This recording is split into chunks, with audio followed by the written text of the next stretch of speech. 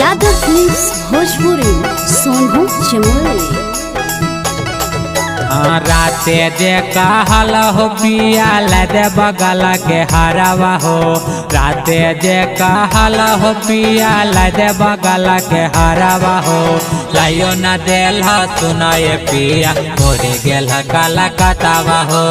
लायो न देल सुनाए पिया भोरे गेल काला कतावा हो। राते जे कहल हो पिया लदे बगल के हरवा हो। राते जे कहल हो पिया लदे बगल के हरवा हो। लायो न देल सुनाए पिया भोरे गेल काला कतावा हो। लायो न देल सुनाए पिया भोरे गेल काला कतावा हो।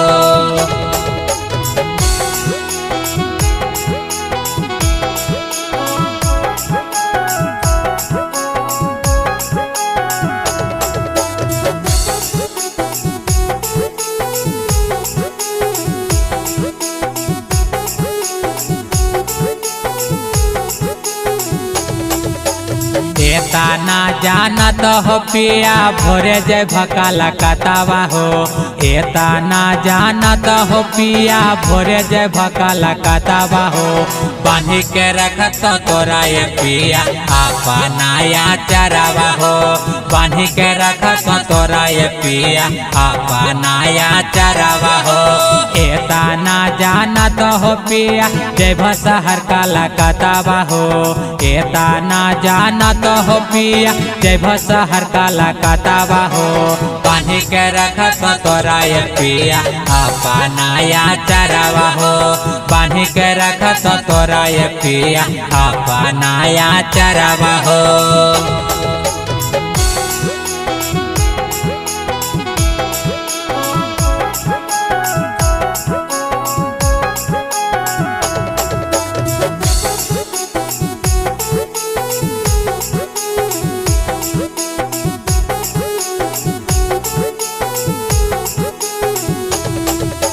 तिलक के बतिया मन पड़े रतिया आंसू भिंजल पिया से दिया हो।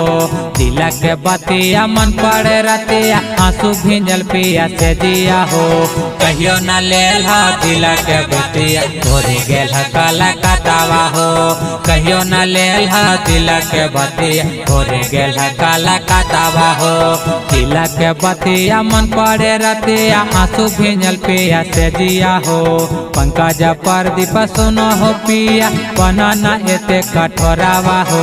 लायो न देल सुनो ये पिया भोरे गेल काला कतावा हो। कहियो न लेल तिलक के बतिया भोरे गेल काला कतावा हो।